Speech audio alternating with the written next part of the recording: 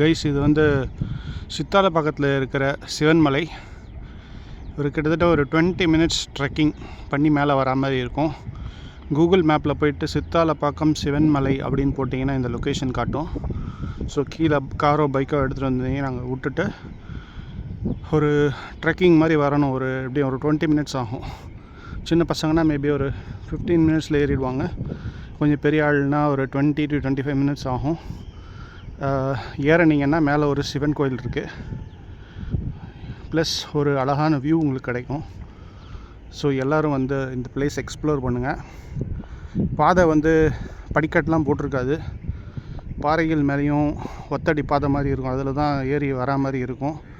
So முடிஞ்ச வரைக்கும் வயசானவங்க வராமல் இருக்கிறது நல்லது.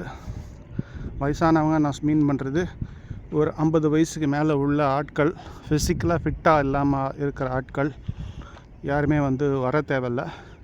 ஃபிசிக்கலாக என்னால் ஒரு பிரச்சனையும் இல்லை, என்னால் ஏற முடியும், என்னால் போய் பார்க்க முடியும், எனக்கு ஸ்டாமினா இருக்குது அப்படின்றவங்க தாராளமாக வரலாம்.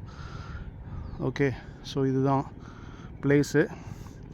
இது ஒரு ஒத்தடி பாதை மாதிரி தான் வரும்போது நிறைய பாறைகளில் கடந்து வரா மாதிரி இருக்கும்.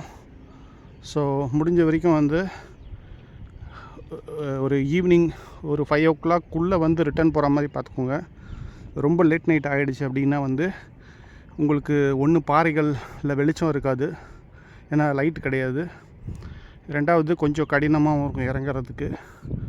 ஸோ அதனால் வந்துட்டு இந்த கோயிலை வந்து எக்ஸ்ப்ளோர் பண்ணுங்கள்.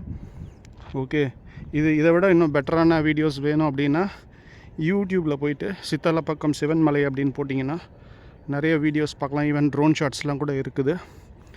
ஸோ அதை பார்த்துட்டு வாங்க, தாராளமாக வரலாம் இந்த ஏரியாவுக்கு. ஓகே, தேங்க்யூ கைஸ், தேங்க்யூ, பாய்.